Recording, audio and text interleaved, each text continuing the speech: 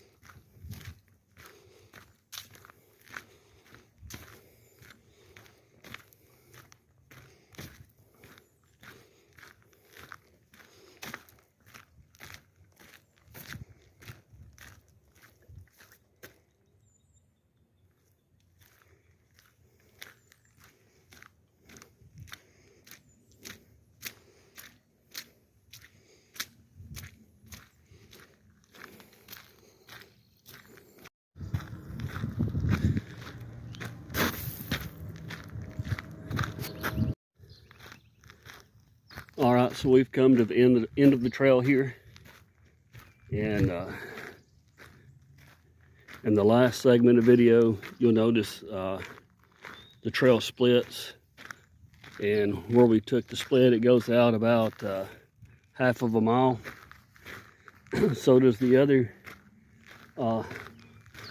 leg of the trail over there, so probably won't go down yet. It's going to be about the same scenery probably anyway.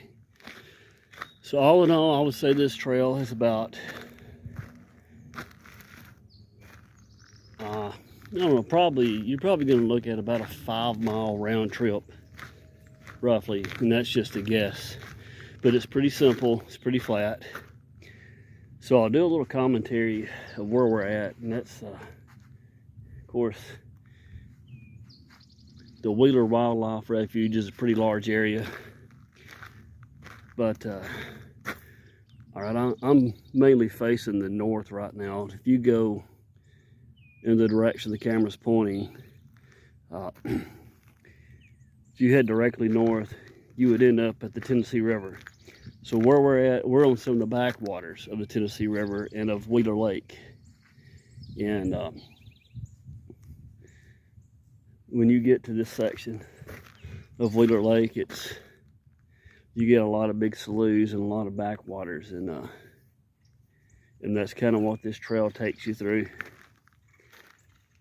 So